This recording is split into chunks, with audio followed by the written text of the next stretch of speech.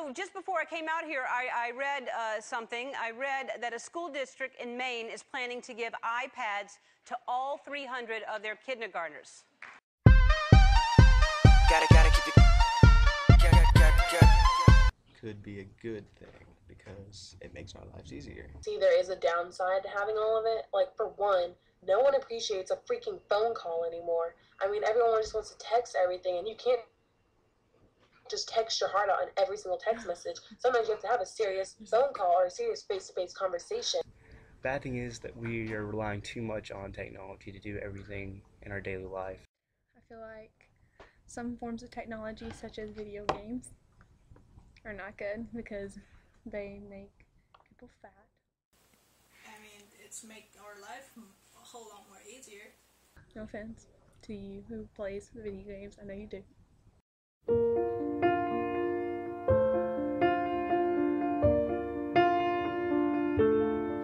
Step one, you say we need to talk. He walks, you say sit down, it's just talk.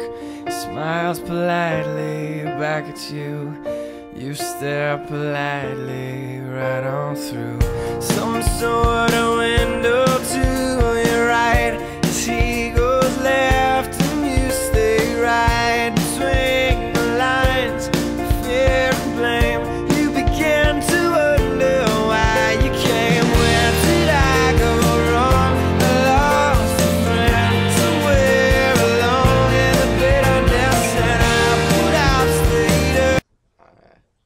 Anytime I'm on the internet and I'm trying to study, it doesn't really work. So technology is definitely very distracting. Like now, she's on YouTube. It's very distracting, especially when you're in college and you're in the library and you've got your cell phone sitting there and some really cute guy's texting you and you're distracted by that. And then also you got Facebook up even though you're not supposed to be even doing anything on the computer. You're just supposed to be learning out of your book. It's a good video. It depends on the situation, but if you're trying to study, then the technology is very distracting because it's hard to get work done. Because you know you'll want to go watch a funny YouTube video or something, and you'll be laughing and be distracted.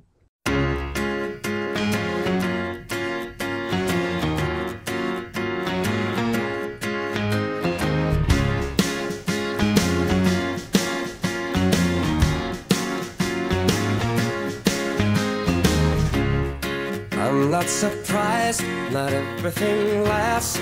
I've broken my heart so many times I stopped keeping track. Talk myself in, I talk myself out. I get all worked up. We write like I write like that. properly. English, yeah. Yeah. Do you write like this? Or Like this, like this. Yeah, first one. No, I think you look like an idiot if you write like that. Do you write like this? I would write. First one, if I'm not in a hurry, otherwise I write normally. I'll do the second one. The latter usually. I write the second way, not the top one. Proper way. Yeah.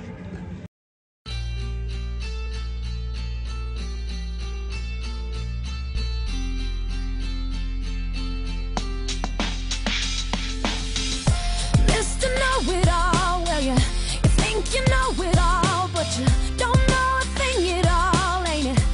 Ain't it something, y'all, when somebody tells you something about you, think that they know you more than you do, so you take it down, another pill to swallow. Technology always changes a language.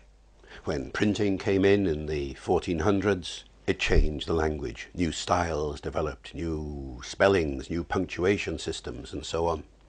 When the telephone came in the 19th century, it changed the language. New patterns of dialogue came into being.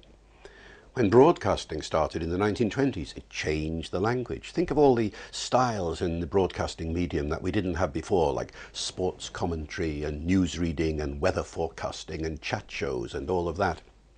And when the internet came into being, it changed the language. But nobody, I think, ever expected the language to be so diversified as a result of the internet, simply because nobody was able to predict exactly how many different technological variations there were going to be of electronically mediated communication. I mean, just think, There's the World Wide Web, there's email, there's chat rooms, there's virtual worlds, the Dungeons and Dragons games that people play. There's blogging, there's instant messaging, there's social networking sites now like YouTube and Facebook, there's Twittering, there's mobile phone texting, and it goes on and on and on. Now, each one of these new technologies or new opportunities for communication produces a new kind of language.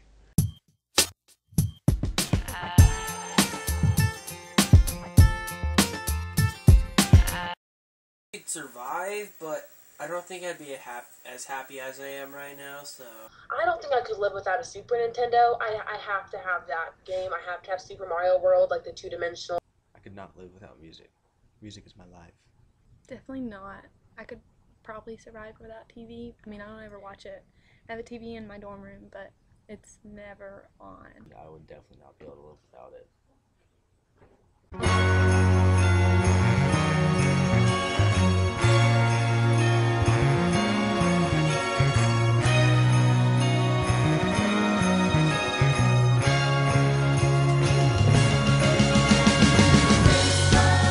The snow's coming down. I'm watching it fall. Lots of people around. Baby, please come home. The church bells in town, all ringing in song. Okay, people, tomorrow morning, 10 a.m., Santa's coming to town. Santa! Oh my God! Santa here? I know him. I know him.